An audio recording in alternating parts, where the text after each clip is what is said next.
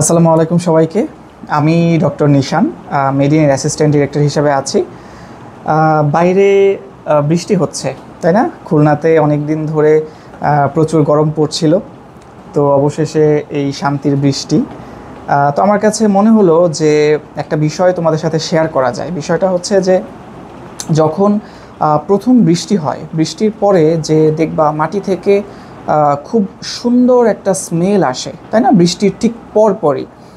তো এর সাথে এটা আমরা হয়তো এমনিতে ভাবি যে এটা হয়তো মাটি থেকে স্মেলটা আসে, বাট মাটি থেকে আসলেও এটা আসলে তৈরি করে কিন্তু ব্যাকটেরিয়া।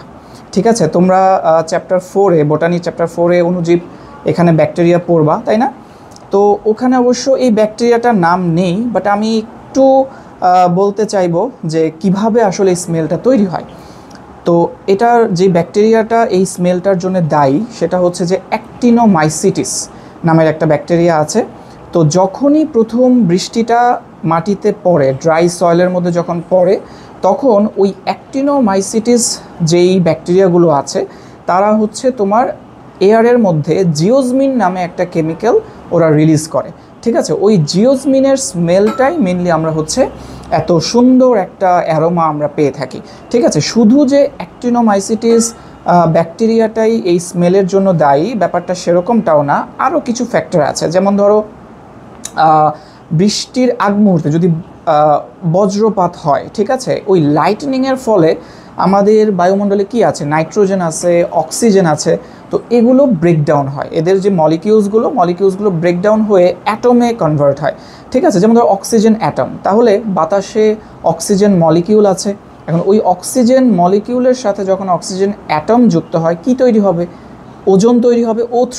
আমরা জানি O2 + O = O3, ওজোন তৈরি হচ্ছে। তাহলে এই ওজোনের স্মেল প্লাস পরবর্তীতে যখন বৃষ্টিটা শুরু হলো, প্রথম ফোঁটাগুলো মাটিতে যখন পড়লো ড্রাই সয়েলের মধ্যে, তখন অ্যাক্টিনোমাইসিটিস যে ব্যাকটেরিয়াগুলো আছে তাদের কর্তৃক নিঃসৃত যে জিওজমিন, ওজোন, এর সাথে আমাদের কিছু গাছ আছে, যে গাছগুলো থেকে কিছু ভলাটাইল তোমার ফ্যাটি অ্যাসিড যেগুলো হচ্ছে রিলিজ হয়। যেমন ধরো স্টিয়ারিক অ্যাসিড আছে, তারপরে হচ্ছে পামিটিক অ্যাসিড আছে।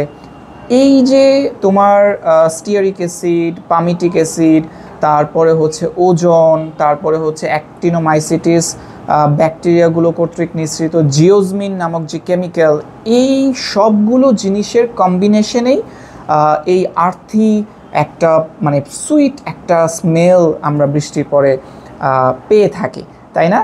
তো তোমাদের কাছে আমি একটা কোশ্চেন ছুড়ে দিলাম, সেটা হচ্ছে আমরা যে স্মেল নিয়ে থাকি কোন ক্রেনিয়াল নার্ভের মাধ্যমে? তোমরা আমাকে ভিডিওর কমেন্টে জানাবা। আর হচ্ছে যে এই তো মোটামুটি হচ্ছে বিষয়। তো আমরা জেনে গেলাম যে আসলে বৃষ্টির পরে কেন এই সুন্দর স্মেলটা আসে।